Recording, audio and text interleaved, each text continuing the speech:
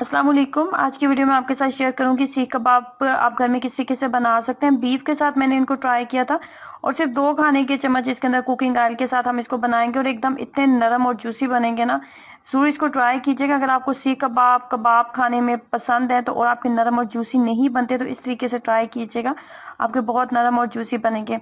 सबसे पहले हमने लिया है चॉपर, उसके अंदर 1 मुट्ठी बराबर धनिया और पुदीना ऐड कर देंगे। धनिया और पुदीना ऐड करने के साथ ही मैं इसके अंदर एक दरमियाने साइज का प्याज लिया था, प्याज को कद्दूकश कर लेंगे। कद्दूकश करने के बाद ना उसका एक्स्ट्रा पानी आपने निकाल देना है, ठीक है। उसके बाद 3 से 4 सब्ज मिर्चें ऐड कर लेंगे। 3 से 4 सब्ज मिर्चें ऐड करने के बाद यहाँ पे जिस चीज का मैं इस्तेमाल कर रही हूँ वो है चपली कबाब मसाला। नेशनल वालों का चपली कबाब मसाला मैं इसके अंदर ऐड करूंगी। यहाँ पे बीफ का जो मैं इस्तेमाल कर रही हूँ उसकी मिकदार जो है 3 पाव के करीब थी। 3 पाव 1 किलो से कम था मेरे पास बीफ का कीमा। और अगर 1 किलो से कम है आपका, 1 किलो से कम मिकदार है, 3 पाव के करीब अगर बीफ के साथ आप सीख कबाब मसाला बना रहे हैं ना, सीख कबाब बना रहे हैं, तो चपली कबाब मसाले का पूरा पैकेट आप इसके अंदर ऐड कर दें। अच्छा, मजीद आपने इसके अंदर कुछ भी ऐड नहीं करना, नमक वगैरह इसके अंदर नहीं ऐड करने की जरूरत होती क्योंकि मसाले के अंदर नमक वगैरह होता है। अगर आपको लगे कि कम है तो आप डाल लें, वरना मैंने तो कभी भी नहीं डाला। यहाँ पे बीफ का इस्तेमाल करें, बीफ का कीमा मैंने इसके अंदर ऐड कर लिया। बीफ का कीमा ऐड करने के साथ ही यहाँ पे लहसुन अदरक का पेस्ट पे ऐड करूंगी। अच्छा, कीमा जो था पहले ही मैंने बहुत फाइन सा कीमा मशीन से बना लिया हुआ था, तो उसके बाद हम इसको मजीद जब इसके चॉपर के अंदर इसको पीसेंगे ना तो ये इतना ज्यादा फाइन हो जाता है, इतना ज्यादा फाइन हो जाता है कि इसके अंदर किसी भी चीज को मजीद डालने की जरूरत नहीं होती। ना ही मैंने इसके अंदर अंडा डाला था, ना ही मैंने इसके अंदर कोई बाइंडिंग के लिए ब्रेड डाली थी, कोई भी चीज मैंने इसके अंदर बाइंडिंग के लिए नहीं डाली। बस इसी तरह जैसे कि वीडियो में आपको नजर आ रहा है। और मेरा कबाब सीख कबाब जो थे वो एकदम बहुत नरम और जूसी बने थे और जरा सा भी वो कबाब जो है वो नहीं टूटा था। अब आपने क्या करना है, कोई सी भी आप गुलाई वाली इस तरह की चीज ले लें। गुलाई वाली चीज लेने के बाद इस तरीके से आप इनको लंबाई के साइज में आप इसको इस तरीके से कर लें। अब यहाँ पे हमने क्या करना है कि हमें चाहिए ग्रिल पैन। ग्रिल पैन के इस्तेमाल करेंगे और ग्रिल पैन के ऊपर ना सिर्फ 1 से 2 खाने के चम्मच आपने कुकिंग ऑयल डालना है, इससे ज्यादा कुकिंग ऑयल डालने की जरूरत नहीं है, ठीक है। उसके बाद मैंने क्या किया था कि इस तरीके से तमाम कबाब जो मैंने तैयार कर लिए थे, 10 से 12 कबाब जो थे वो तैयार हो चुके थे।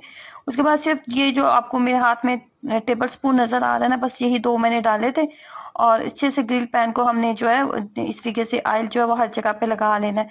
उसके बाद मैं साथ साथ यहाँ पे डालती गई थी, ये जो आपको नजर आ रही है ना थोड़ी ज्यादा चीज, ये सीख कबाब जो है थोड़ा सा पानी अपना छोड़ेगा। जैसे आप इसको पकाने लगते हैं ना कबाब, सीख कबाब, तो सीख कबाब पानी अपना जो छोड़ेगा ये वो पानी है, ऑयल नहीं है। अच्छा, इसको बस 5 मिनट के लिए हमने हर साइड से हमने अच्छे से कुक कर लेना है, सिर्फ 5 मिनट के लिए, इससे ज्यादा कुक करने की जरूरत नहीं है।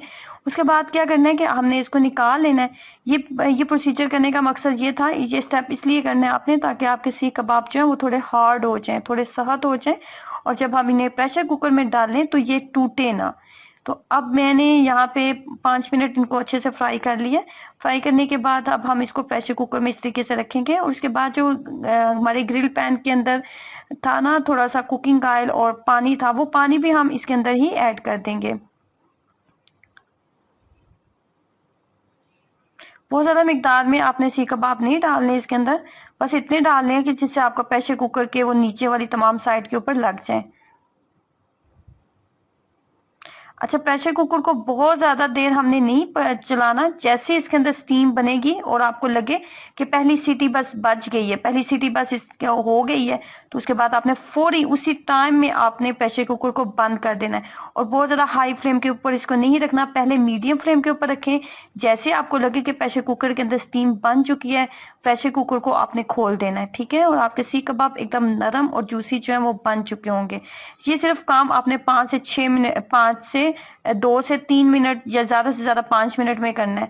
ये देखें, एकदम आपको ऐसे ही लगेंगे जैसे आपने जो है आपने उनको ऑयल में ही फ्राई किया हुआ है।